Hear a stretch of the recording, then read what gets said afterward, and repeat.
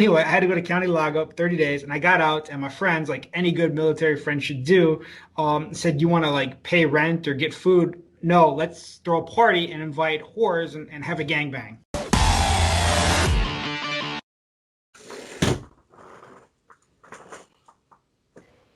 I got the background blurred because the old lady doesn't want to be on camera.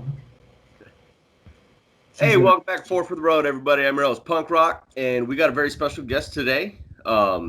He's super big into bikers' rights. He's a figurehead in our community. We have Trash One Percenter. How you doing today, Trash? I'm doing well, gentlemen. Thank you very much. That's awesome, man. That's awesome. So I don't know, for people that have been following this, we've been trying to get Trash on for a hot minute now. So I'm glad we were able to do it.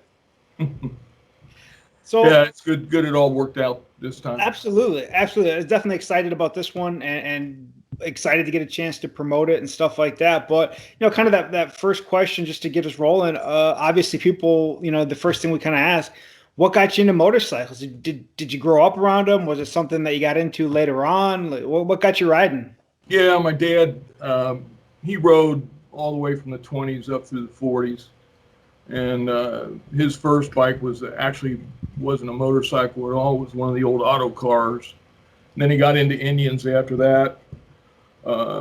When he got to working in the plants during World War II, he kind of got out of it. And then he got back into it in the 70s. He owned a few Hondas here and there and did a couple of cross-country motorcycle rides with my brother. And he kind of got the bug started with me. But I had a shit pot full of friends when I was growing up that we all had mini bikes, and I ended up with a Honda 50 step through. The origins were kind of questionable, but I didn't ask. And that was, I guess you could consider, my first real motorcycle, and it just went from there. So what was your first experience getting on a Harley Davidson? Where did that come into play? Got my first Harley in '78. It was a FLH. I started making pretty decent money at work, and I thought, well, I'm finally going to bite the bullet and buy it. And went down to the Harley Davidson dealership in Cincinnati. It was an old dealership, old school dealership. And the only new bike they had on the floor at that point was a '78 FLH, brand new. King of the Road model. And aside from the fact that it had a cookie sheet underneath it and was leaking like a sieve, talked to the owner, and I walked out with that one, and that started the Harley experience for me. And so you've been on Harleys ever since 1978? Since '78, but I've had other bikes as well. But yeah, that started. Went from a '78 FLH to an '84 FLHX, which I still have. And after that, my next Harley was a '98 Wide Glide. And then after that, I have my, the one I'm on currently is a 2000 Ultra. Were you already kind of like into hanging around motorcycle clubs and that kind of life? What kind of brought you to that world? I got out of the service and had the bug. And when I came back from overseas, I got billeted with a guy that owned one of the Cal triples, the two-cycle triples. I forget what they called those. Tritons? No, that was the Triumph, one of those. But anyway, it ran like a scalded dog, and I started riding that around the base and off base. And so when I got home, I didn't have a bike at that point, and so I picked up, I think the first bike I picked up at that point was a old 305 Dream, and had that for a while. And then I started hanging around with a pretty well-known 1% Sport Club down in the Cincinnati area, and got to know those guys pretty well.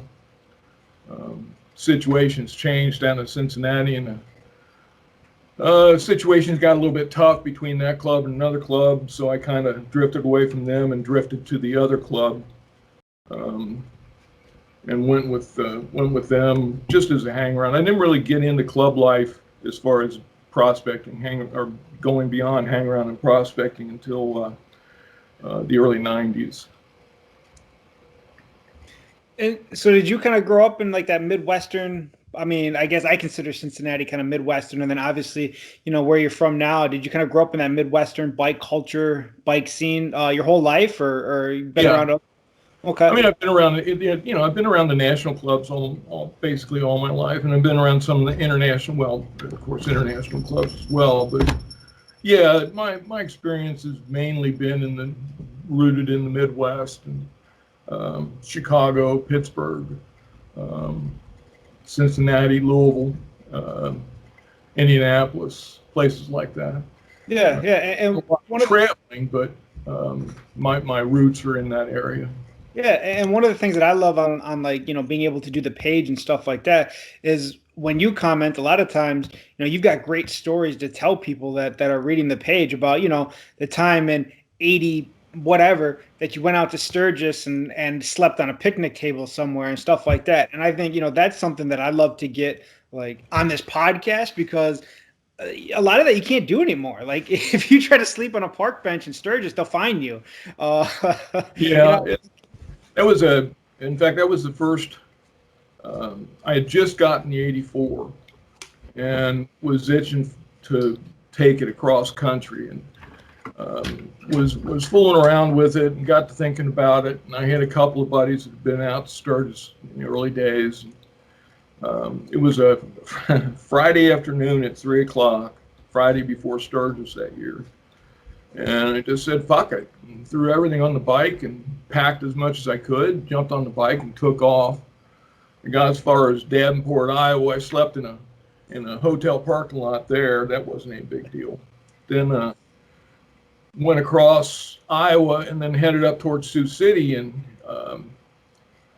had to stop in a rest area, catch a few Z's. And I pulled the tarp over the bike and just climbed underneath it. And got about halfway through a pretty decent hour's sleep, and I feel this tap on the bottom of my boot, and I look down, it's a nightstick.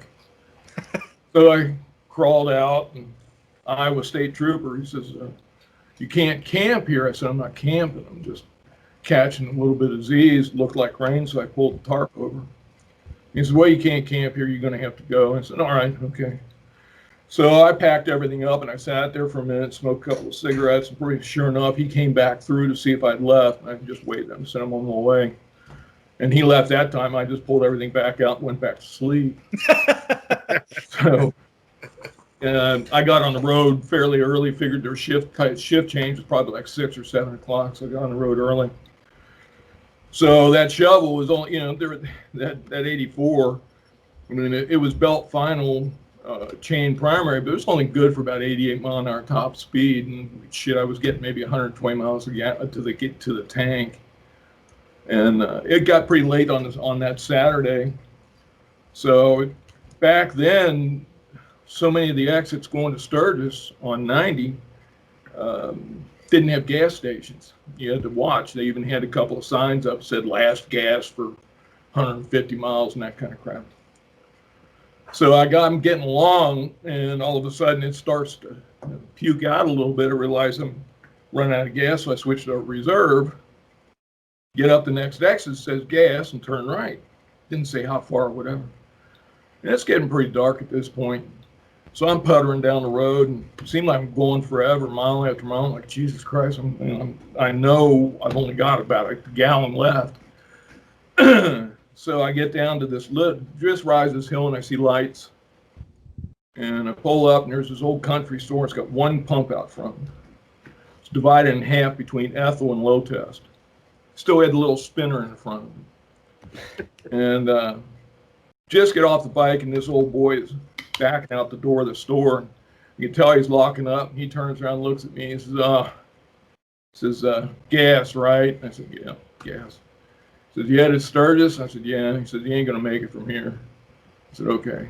So he goes inside, turns pumps on, lets me fill up. He says, have you eaten? I said, no. And he says, well, come on, there's a place right around the corner. So I pulled around the corner. He pulled up or walked. And it was a little walk-in bar, about as wide as my living room. Beautiful mahogany bar in there. Two old boys sitting at the counter and this old gal tending bar, and you could smell food. It was just a nice place. and we got to talking, and she's buying drinks, and I'm getting shots. I don't think I paid for anything. And it got later and later, and he finally like, well, you know, if you'll point me to a field, I'll go camp. I'll just go out and set up the tarp. He said, nah, or she said, no. She says, your bike out front? I said, yeah. And she said, just pull it in the front door, park it right here. Like right in the bar. Right in the bar. So, pulled it right up. It was one step, so I had to kind of hop it a little bit, drug one pipe. Got it in there right next to the pool table, parked it. She says, throw your sleeping bag out on the pool table. Go ahead and rack out. So I had she gave me a couple of nightcaps. And she lived upstairs. She was probably at that point, she had to be in her mid-70s. So I curled up and I was exhausted. I went to sleep immediately. I woke up what felt like about 20 minutes later was the next morning to the smell of hot coffee and bacon. Rolled it off the table, and she's sitting there and said, are you hungry? And she set up this huge breakfast. A couple other guys, old guys, came in.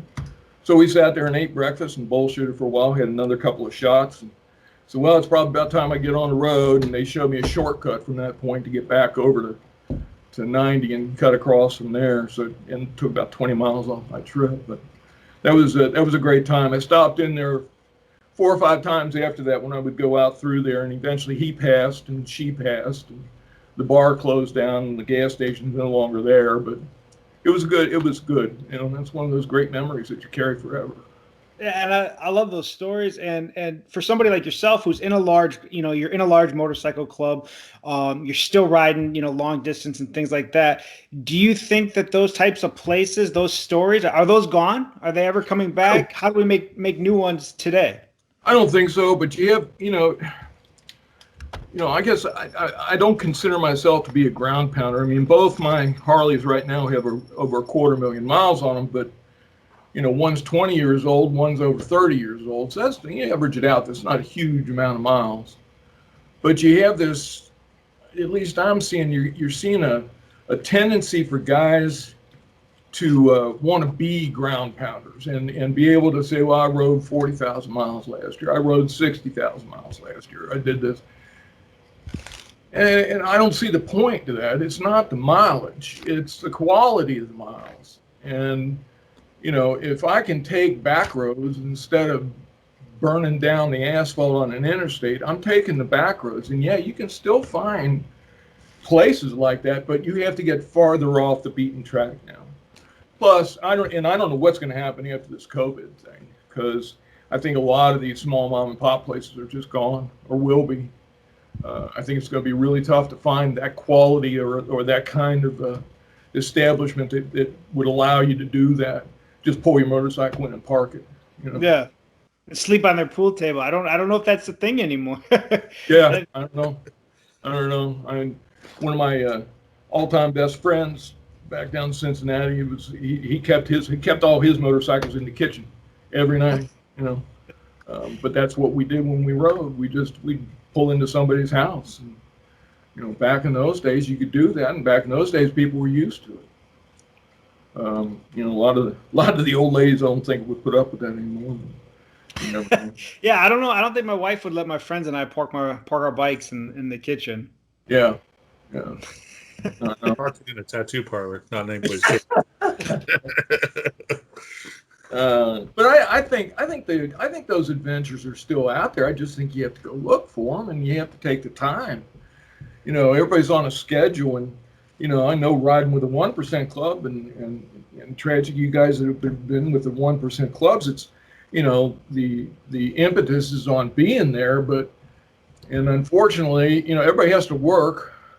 You got to pay the dues somehow.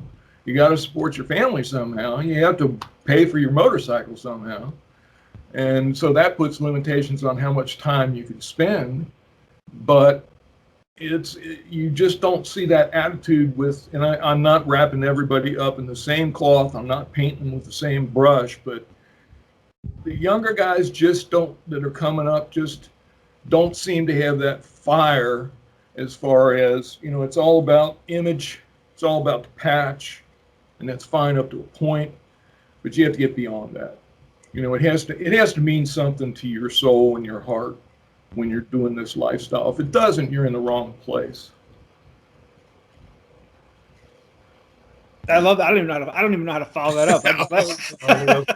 That was pretty deep. It took me a second to like process that real quick. Well, it's.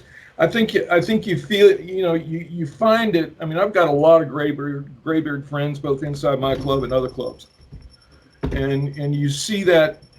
You'll sit there and get the war stories from the road stories, and you see that look in their eye. Where they're looking at you, but they're looking right past you, and they're seeing what they were seeing 30 or 40 years ago, and they long for that. I mean, I've got graybeard friends that can't ride anymore, that are just longing for being able to get back and do that. You hear these guys say, "Well, I was 18 yesterday." I'll tell you, absolutely true. I was 18 yesterday. Doesn't feel like all those years have melded into, one big stretch. And, I'm still smashing the ground and still jamming gears, and, I'll be 70 and not too long down the road. And I'm hoping to keep on doing that, until it gets to the point where I can't keep up to, I'll get a sidecar. I refuse to go trike. So, and unless somebody builds me a really hot custom trike chopper with about a 6 foot over front end and, something like that, maybe I'd think about that. But having that you mentioned like that fire and that passion and stuff like that just inside of you, is that what brought you to kind of like wanting to have membership in a 1% club? I mean, versus the other, there's a lot of great clubs out there, but there's definitely something different about being in a 1% club. Is that what it was for you? Yes. Well, simple answer is yes. I was a 21-year member of a veterans club, and ended up the last 15 years as their national vice president. We had 26 states, 56 chapters, and over 400 members. And if you think it's easy leading a veterans club, it's like herding cats. You got 400 old men over 70 years old, and they all got their own idea on how to run things. But that was a great club. I got a lot of longtime friends and brothers in that club. The National P is a really good friend of mine, but I just got to the point where I was looking for something a little bit different. I've got some health issues. I've been diagnosed with what's called essential tremor. It's not Parkinson's, but it's kind of like Parkinson's light. Where as you try and do fine motor skills and as your muscles try to work against each other, it sets up a tremor and you'll start shaking. Like if I hold a coffee cup in my left hand, it will start shaking, that kind of thing. So I thought, well, I'm not going to get any younger. And I've had both knees replaced. I've had my left hip replaced. I got a plate in my right ankle where I smashed it in a motorcycle incident. And you start getting that feeling of vulnerability and mortality as you move on. And I thought, well, I've wanted it. I've got friends that are in almost every single major club, 1% club. And the club that I ended up with was the club that I chose. It was kind of a mutual thing. They asked. And I feel like it's not taken away from any other 1% club, but as far as my club's concerned, I feel like there's 3 or 4 old school clubs left that really define old school, that haven't had to compromise their positions because of, shall we say, government involvement and that kind of thing. And if you're in the life long enough, you know who I'm talking about. And you'd be surprised the list doesn't include some major players. But when this club presented itself to me, I started knowing them, meeting them, riding with them.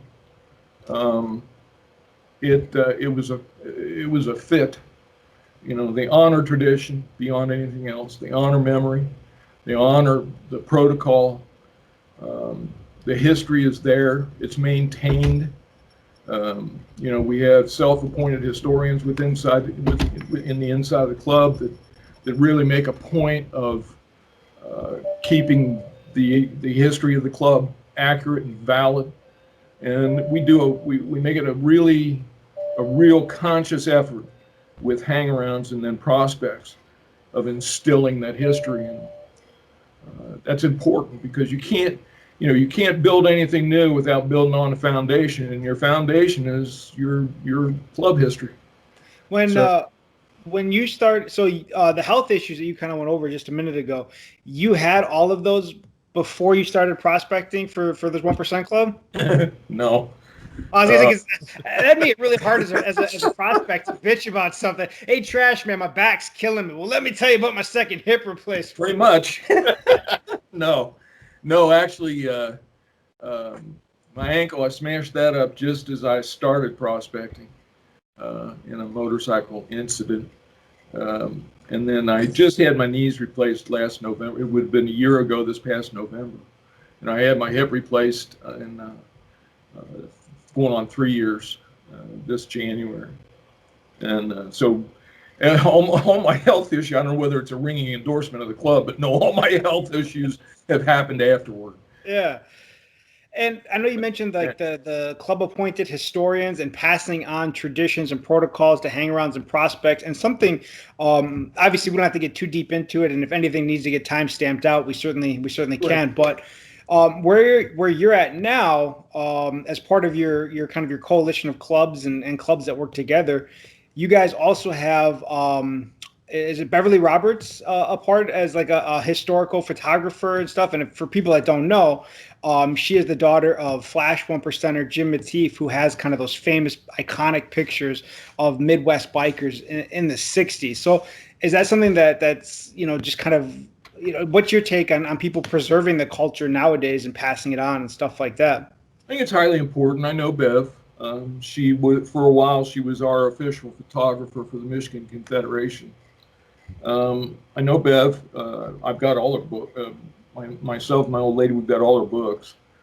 I think it's extremely important. I think that, one thing, nothing, her old man's work with that big ass Graflex camera was just, the black and white pictures are just awesome.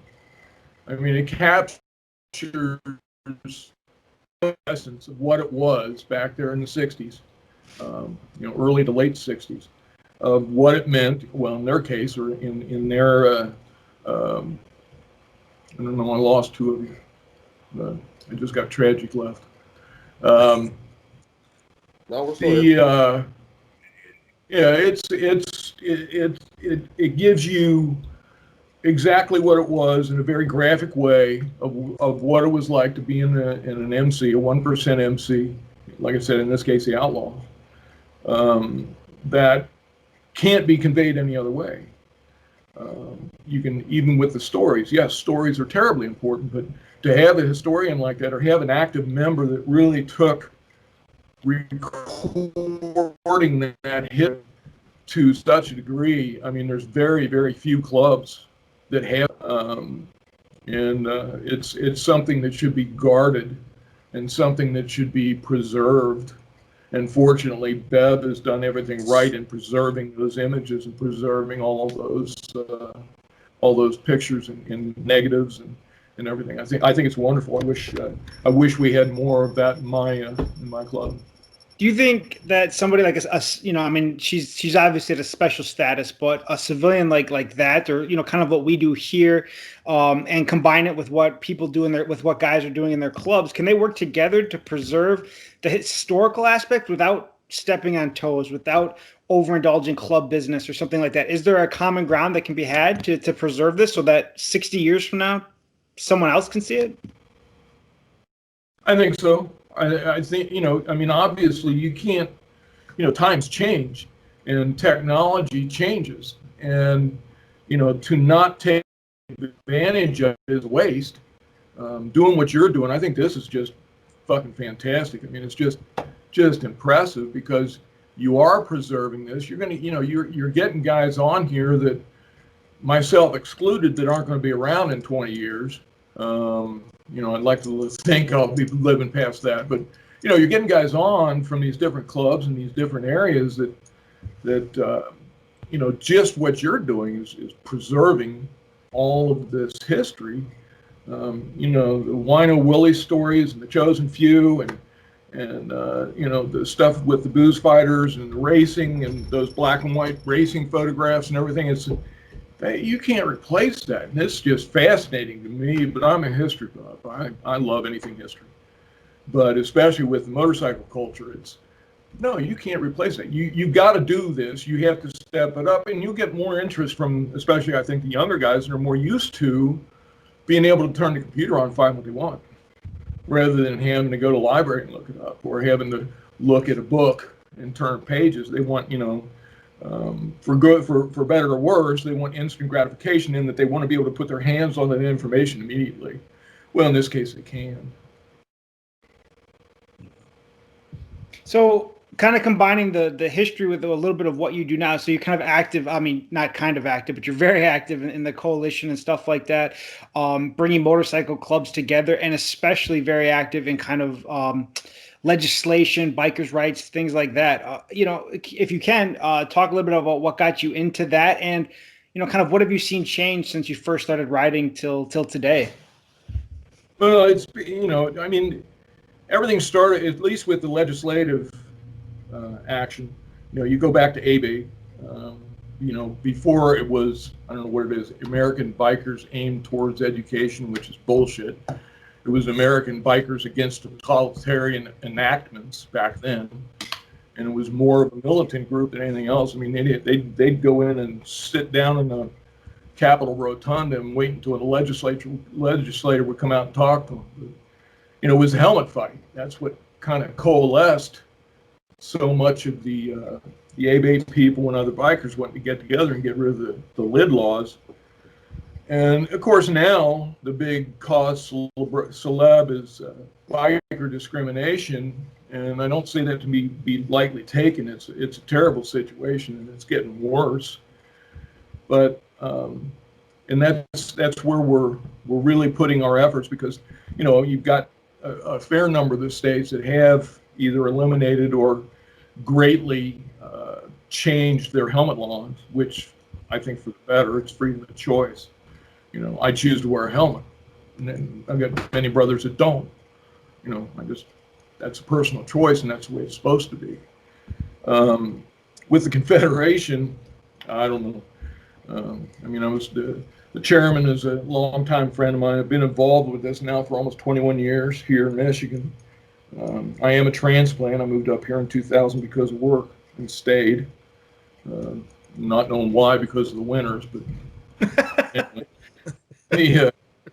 But I got involved with bringing, because I was it was myself and 3 others with my previous club, and we started attending meetings and got to get to know people, and I guess I don't know, I must have led them to believe I had half a head of sense about me, and I got drafted as the assistant legislative officer to begin with, and then the lady that was the legislative officer moved out of state, and I took that over and held that position for about 5 years, and then when the previous secretary treasurer left, and I took that over, and I've been doing that for about 8 years now, 7, something like that. But it's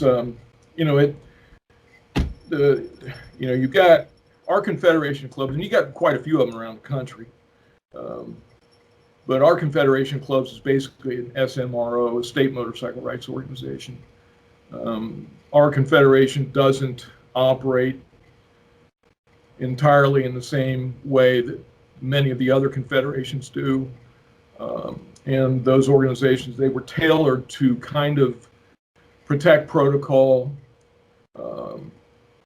to watch over pop-ups and that kind of thing. Make sure that the culture didn't get too diluted within the state where they operate. Michigan, because of the circumstances of the way it formed, because our confederation formed out of what was known as the old Detroit Federation of Clubs. And that was a group of clubs strictly within Detroit that was doing that. They were basically putting up safeguards and controls as to how many clubs were there and who was there, and if they did things the right way. And when that kind of started to fade, then the current chairman started the Confederation of Clubs under the auspices of the National Coalition of Motorcyclists, NCOM. And he's kept it pretty much an SMRO. We don't, and this is one of the things that I run into all the time. I get about 5 to 6 emails or texts a week, not a week, a month, where people are asking on how to start clubs. How do I start up a new club? I want to start a new MC. I want to start an RC. Whatever. And, it's all for this. One of you guys put that article up and hit it dead on the nuts. It was just, they all do it for the same reason. Well, why don't you, we got right now we got about 130 clubs, both riding and motorcycle clubs and other organizations in the state of Michigan alone. Why don't you go out and find one that'll fit? There's an area, everybody's looking for quality members. Go out and find it. Hang around, talk to them. They don't want to do that because they want to cut the corners. And a lot of this did get aggravated by, and I have no opinion of the show one way or the other, but Sons of Anarchy, it did, in a lot of these guys' minds, glamorize, fictitiously, there was parts of truth to it, but for the most part, in a fictional way, it glamorized the hard side of being a one percenter. And a lot of these guys are sitting there, well, I got a Harley or I can get one, and I too can do that. And they don't understand what the culture is and how it comes up from there. And how, they're looking at I don't know, what that show run, 3 years, 4 years, something like that? I think like 8 years. Was it 8? I don't know. I saw like 10 minutes of one episode and clicked over to Sesame Street or something. And it just didn't do anything for me. I've never seen the Mayans. I don't even know about that thing, but I think it put notions in people's heads. This whole Harley Davidson crush, which bled over to the clubs, started. I blame it all on Arnold Schwarzenegger, believe it or not. When he rode that fat boy in Terminator 2. Everybody all of a sudden, this is cool. Look at that black Harley. That's a cool sumbitchin' bike. I'm going to go out and get a Harley. I too can do that. And that started it. And then Harley went out of sight. And you had to get on a list to buy the bikes, and all these rubs and people like that just want to ride the bikes. And then that bled into the clubs, and people starting up clubs. And Jesus Christ, it's every flavor, every color, and they don't know any hit. They got no history, so they don't know anything, and they just they're looking for shortcuts. Well, I want to do it right. Well, no. If you want to pop up a club, you're not doing it right. Go find a club. Well, we can't find a club that means what we want or has, we want to do it different. What do you mean do it different? There's 1,000 motorcycle clubs and riding clubs in the United States. How are you going to do it different? It's already been done. Yeah. But it's gotten to the point where, and unfortunately, sometimes I do long for the 60s and 70s when you could snatch up things. Because now, everybody's looking over their back, and, everybody's worried about RICO and the feds, and rightly so, because they're out of control. That's just, this is government run amok. And so these guys, and trying to talk reason to them, I shut down probably 90% of the guys and women. You'd be surprised how many women that call up or contact me wanting to start a club. And I shut down about 90% of it, but the rest of them still pop up. They only last maybe one riding season before they fade away. But it still creates confusion. It still creates a problem. Do you think that the clubs having to watch over our shoulders now and worry about things like RICO, worrying, about, what would have been back in the 60s, a simple bar altercation now becoming something labeled something, like street terrorism, stuff like that. You think that those things nowadays have in general created this, where we're much more cautious. One of the sayings I go by is the juice worth the squeeze?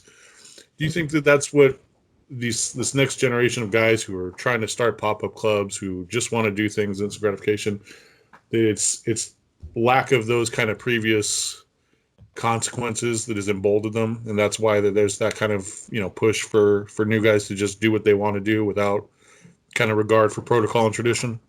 Absolutely. Back then you had ramifications if you stepped out of line, or you created a situation that the clubs didn't agree with. There were results based on the incident, or the I lost the word I want. Anyway, but yeah, absolutely, because back then you'd settled it. We just had this conversation amongst some of my brothers the other day, concerning some of these other clubs where some of these clubs you hear about it, and they have an incident within their club, and they let this shit fester. And back in the day, and still with my club, we settle it. You square off with somebody. Look, you've got an indication, or you got a beef, and it's two grown men. Then you excuse yourself from church. You go out back. You settle it. You come back in, buy each other a taste, and go on with it. But now these things fester, and you can't, because how many times have you been around in some place, and it's happened quite a few times recently, where something takes place, and you look around, there's 16 different cell phones all videoing. Yeah. There's no such thing as being anonymous anymore. Nothing. You can't. Unless you're the only one in the room, you're not anonymous. And if there's a security camera, you're just not anonymous anymore. And you have situations with these people that they're so willing. They don't understand. There was an article on Four for the Road, and I forget how it started out. One of the guys, I think somebody asked about about mud check with a prospect. And back in my day, mud check meant that was somebody checked your mud to see if you'd stand up for yourself in a physical way. And if you go back farther to the old guys, we'd say, what, have you got the sand to stand up and do that? Now you go to square off with somebody, especially some of these other people, the first thing you want to do is call the cops. And especially afterwards. It's immediate. Or their old ladies over in the corner, 911. And it doesn't only get you jammed up, but it gets the people around you jammed up. And if it's a friendly establishment you're in, it gets them jammed up because the cops get called there. Yeah. And like I said, back in the day, in your favorite watering hole, the owner or the bartenders or the waitresses or whoever it was knew if something happened, we took care of it. We didn't call the cops to take care of it. We didn't trash their place. We took it outside, and we took care of it. And everybody comes back in, and it's over. But that doesn't happen anymore. It's just, and it's a shame. It really is. It's, for lack of a better term, it's just a pussification of the entire lifestyle. I'm sorry, but you get these guys, they have no idea what it's like to get punched in the face. It hurts. It hurts like a bitch. Yeah. We talked about that not long ago, which said the same thing. Is that there's a lot of guys that just have not been punched in the face ever, and it comes down to that's their motivating factor. If it's just fear-based. Right. The biker community is the last kind of bastion for what you want to call male toxicity or all that shit nowadays, whatever it is. But we're men are men. Sometimes dudes get them out. Your club, your club doesn't go out looking for guys wearing man buns. Your club doesn't go out looking for guys in skinny jeans and Dixon flannels. Your club goes out and looking for guys that'll stand up. And it's they don't know. They don't understand. I mean, and they get hit and they either die on the spot, or act like it. And, and you've got me is getting close to 70 years old. I would prefer not to get punched in the face. It's not fun. I would prefer not to roll around in the ditch with somebody hurting each other. It takes days to recover from that. But at the same time, I'm in a lifestyle where that is necessary on occasion. And if you aren't willing to do that, and you feel the need that you have to call the cops to defend you, you're wrong. I mean, you just need to go on down the road. But that's what you're getting. And I'm not saying all of them. I got some young guys and young brothers that are just outstanding. I mean, stand up. They're old souls and young skins, and they stand up for each other and stand up for us. I'd like to point out that I've been punched in the face once with a Dixon flannel on. Okay, so I just want to highlight that. Probably for wearing the Dixon flannel. I mean, they make nice shirts. I'm just not willing to pay $75 for a goddamn flannel shirt. Yeah. It was probably the wrong color flannel. That's probably what I did wrong, right? So I think you brought up something really good, though. Like you talked about the young guys in your club and how they're coming up, the right way. What's the, in your opinion, what's like that balance between the graybeards teaching the young guys versus the qualities you want young guys to bring to the club? Who's responsible for creating that? I think again, the easy answer or the simple answer would be that it's up to the graybeards. Jeez, I thought for sure he had boxer shorts on. I think it's easy to say that the older boys, the graybeards, should be highly involved in continuing the traditions and pointing the young bucks in the right way. And like I said, I've got a lot of younger brothers that are just simply outstanding in that aspect, in that they want to do things the right way. And it's I can't say enough for their attitude and everything else. But going back to what Tragic was, and it's the clubs. I mean, this culture is built on what I was saying. You aren't going out looking for guys and men, but you have a whole bunch of alpha males, hyper alpha males, that are bringing in other alpha males, and all need to sit down at the table, get along, go in the right direction, be pointed in the right direction, and hopefully you've got good leaders. But I'm telling you, that's the other thing. The clubs need to have, and it's not, the leaders don't need to be the biggest guy on the block either. They don't need to, they don't have to have 23-inch biceps and shaved bald head and everything else. It's just, but what they need to do is they need to lead by example. They need to lead from the rear, point the guys in the right direction, give them guidance, have a good, strong set of rules, policies for both prospects and full patches, and stand by that, and have people understand that these are the standards that you have to live up to. If you don't have that, if you just bring people in, there's that old saying, and I've heard 100 times in the last year, I'd rather have 4 quarters than 100 pennies, of course. But it's up to you to go out and find those quarters.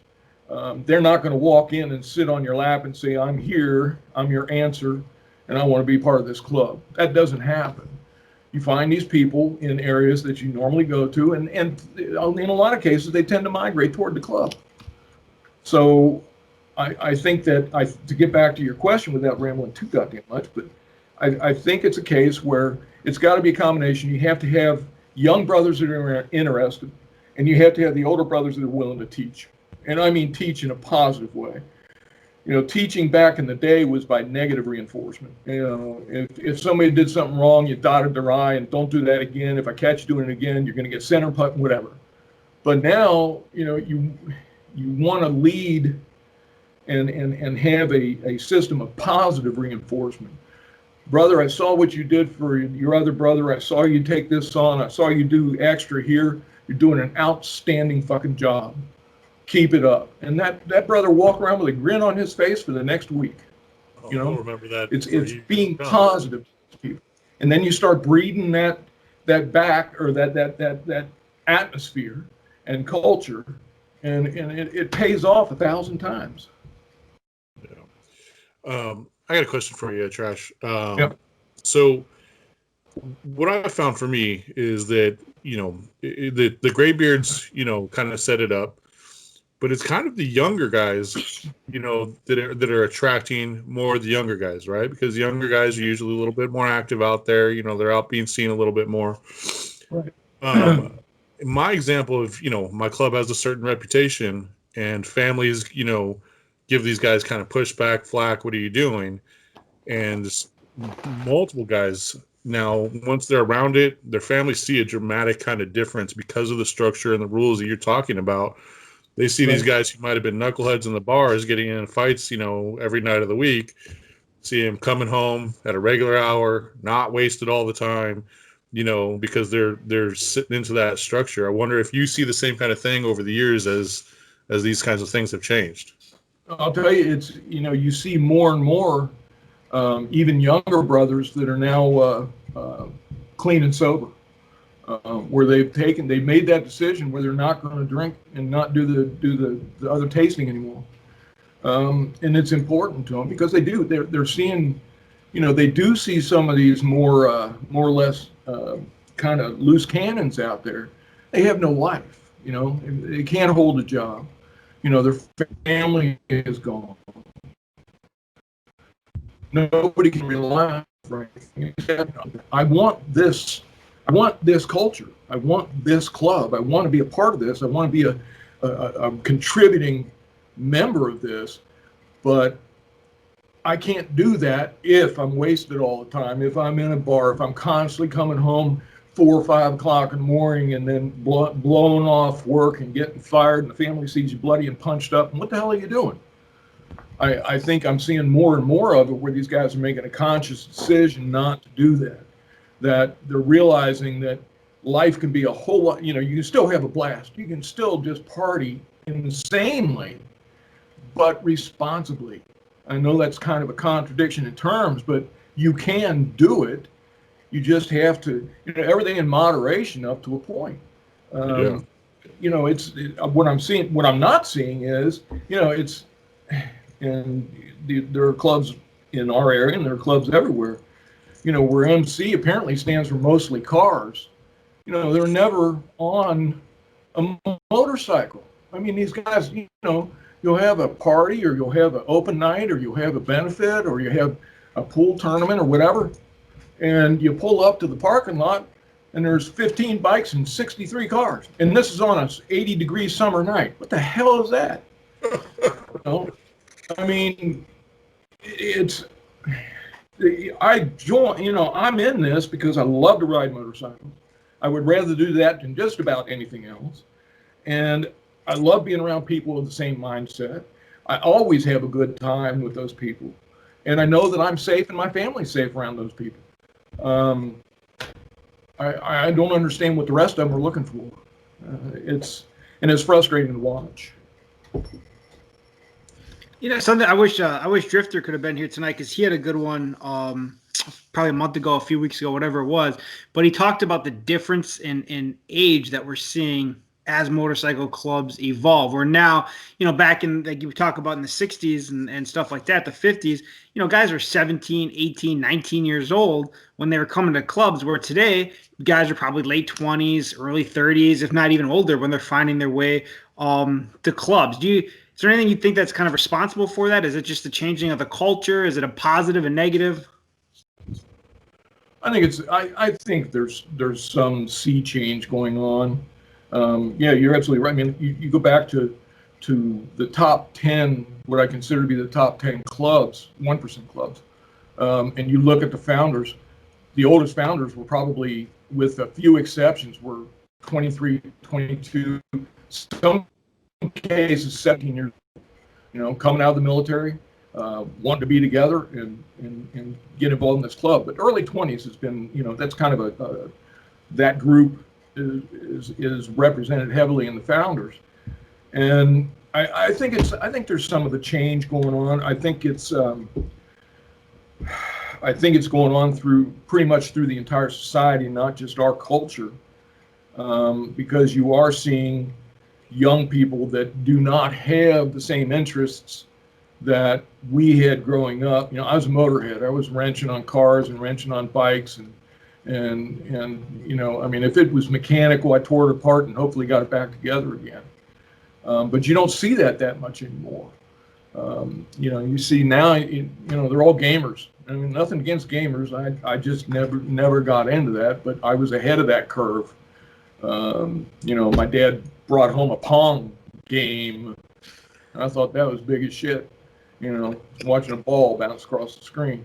But that's about as far as I got with that stuff. But you know, and I get it. It's you know, it's again, it's back to the new technology and people getting used to it and adapting to it. But I think there is a change going on. I think the clubs are not, and I think it probably will continue for a while. I think you won't see the numbers of younger people coming into the big clubs the way you did 60s, 70s, and even into the 80s. They're just not interested. And it's unfortunate. Or they look at, you know, you have to understand too, that some of these people look at the clubs and all they see is the bad image. You know, all they hear is, you know, the gang association. And as much as you can, you know, I have spent I don't know how many waking hours arguing down people that call clubs gangs, but it's very tough to do when they've got that mindset and that's all they hear, and it's reinforced by not only media but news. You know, if you don't want your club to be associated with that type of violence and those types of issues, don't do dumb shit. You know, follow your club's rules and don't do dumb shit. I mean, this is not, and I know some people would argue with me a little bit, but this is not the 60s and 70s where you could make a living off the club. A lot of these guys didn't have jobs. Their job was running what they could with the club. And why, you know, and it worked for them for a while. But then, you know, once the government got involved, that comes pretty much to a screeching halt, as everybody's seen. So now it's just, which is, I don't have any issues with it. I think it's the way it should be. Now we're back to the good times where I can enjoy my brothers and their families and not worry about the stupid shit, because we don't allow the stupid shit. You know, but getting people convinced of that, unfortunately, when, like I say, it's reinforced by the news and by some public opinion, it's tough to overcome. You know, as someone that's, you know, in a large 1% club now, you have the military club background and stuff like that. Obviously, a lot of membership comes from the military. You know, do you think that part of the fact, like, you know, guys were younger back in the day because in World War II, Vietnam, you pretty much had to serve if you were an able-bodied 18-year-old or older male, where today service is you don't have to serve. The Right. population is down. And, you know, not speaking on World War II, but, you know, for Vietnam, there wasn't a warm reception, obviously, where guys today, when we come home, you know, a lot of people want to talk about, you know, how great we are, or you know, these programs for veterans and stuff like that. So we're not as not speaking for everybody, but, you know, I know when I came home from Afghanistan, I was much less disenfranchised than maybe my dad was coming home from Vietnam. Does that play into younger guys or guys getting into the clubs? I think so, and probably the single biggest denominator there would be the draft. With Vietnam, you still had the draft. Obviously, with Korea and World War II, you had the draft. So you were getting, you know, now you have guys. Yeah, you still have. I think you still have probably a majority of guys coming out of high school and enlisting, but they do have that choice where they can, you know, maybe they go to community college for a couple of years to decide that's not what they want to do, or they don't have the finances to do that. They can get in, use the GI Bill or the incentive programs. So they choose to go in later. So they enlist at 20, 21, 22, whereas you're getting drafted at 18.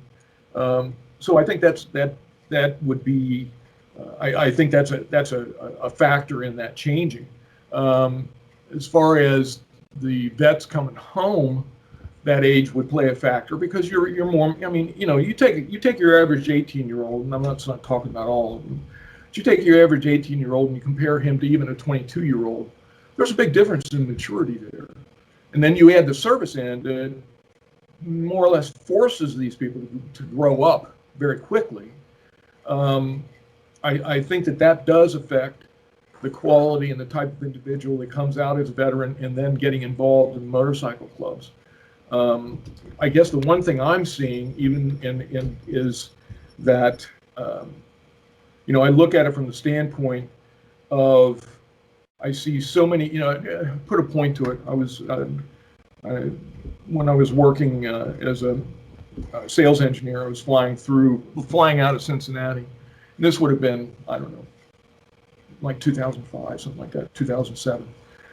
And I'm sitting there in the terminal, and there are 3 or 4 young guys come in, and they're in camo. And you sit down, and the one guy, he's a buck sergeant, E5, and so we got to chatting. And said, so what all you been doing? I said, how many times you deployed? And of course, I'm looking at it from the mindset of Vietnam, where if somebody had served over one tour, with the exception of the special ops guys and some other MOSs, it was unusual to talk to anybody that served more than one tour over there. But I'm sitting there talking to this guy, and he's 26 and E5, and he deployed 5 times. And I'm like, Jesus Christ, you got to be kidding me. He says, no. I said, do you have a family at home? He said, yeah. I said, how the hell do you balance that? This is what each tour is. I think his longest tour was not even a year, but it was like 7 or 8 months on average. And I was like, you're playing that off like that's nothing. I'm just flabbergasted. I mean, you could have knocked me over with a feather. Here's this young guy sitting there, and like I said, he's an E5, and he's been overseas in the combat zone 5 times. I was amazed. And you're seeing these guys come back with that kind of experience. A lot of retired guys are retired very young because of medical issues, either injuries or PTSD. And those guys are mature. You're talking to a 25-year-old, and he sounds like he's 50 because of the experience he's had and because of the intenseness of his life for that first 25 years, well, for the last 5 years or 4 years or whatever it is.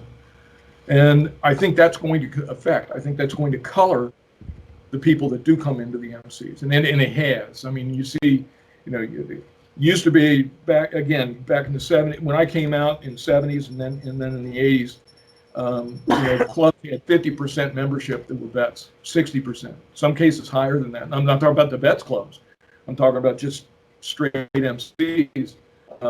Now it's down to 20%, 25%, 1 in 4, 1 in 3. I think that affects it.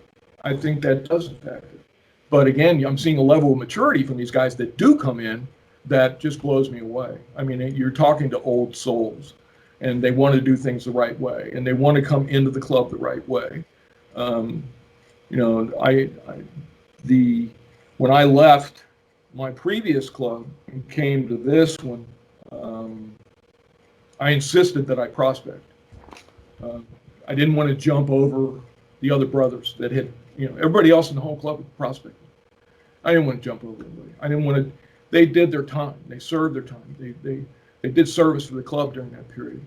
They served hardship with the club during that period. I did not want to not allow myself to, for lack of a better word, enjoy that part of it. I wanted that experience. I didn't want them to look at me later on and go, well, hell, you just got patched in. No, you've got to earn this life to appreciate it.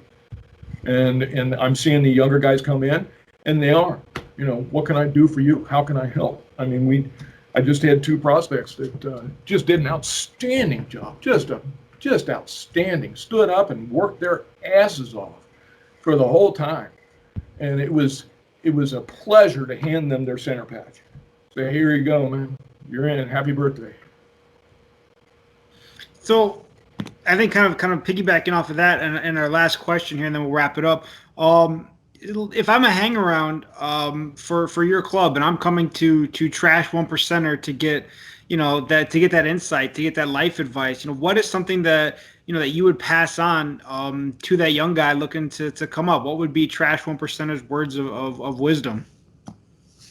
Keep your mouth shut, listen and watch. Just, go in, rub elbows. As a hang around, we're not going to expect you to do any work or anything, but we will expect you to, if you come up and sit down at my clubhouse bar, and you ask a question, I'm going to expect you to sit there and listen to the answer and not all of a sudden get caught, your eyes get caught by that blonde walking by. It's listen more than you speak, and do less than you want to, and I don't know whether that's clear enough. You just, your actions are going to speak for you. And if this is something you honestly want, then you're going to soak up the information, be a sponge, listen to the young guys, to the old guys, listen. You're going to get so much information put at you as a prospect that it can be mind-boggling. But if you're a good hang-around, you may have a fair wealth of knowledge by the time you get to that point. So you just, be a sponge, listen up. It's not easy, and it's not for everybody, and that's the other part of it. And it's, the guys that don't make it, it's not personal. It's not a fit for everybody, and that's what that extensive hang around and prospect period is for, to winnow out the people that they may be just outstanding individuals, but it's not that they're not for that life. You have to have a job. Having a family is a good thing, but that family's got to support your decision.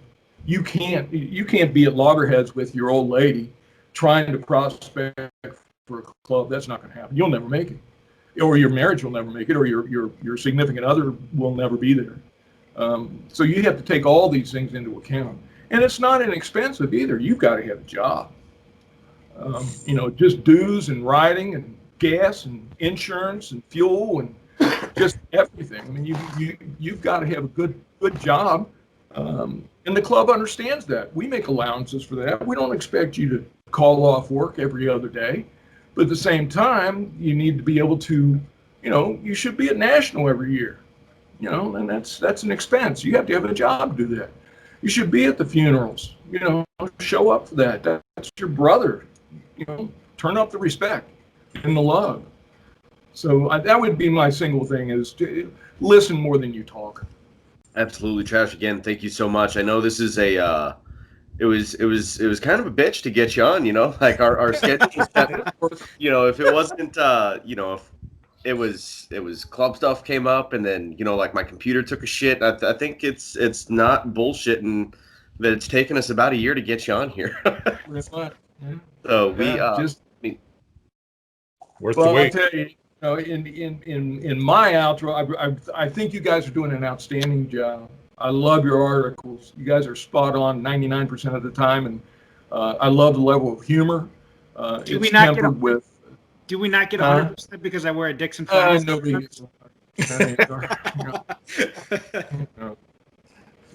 But you're just doing an outstanding job, especially. I mean, I don't even think about that other page anymore. It's the difference is just 180 degrees.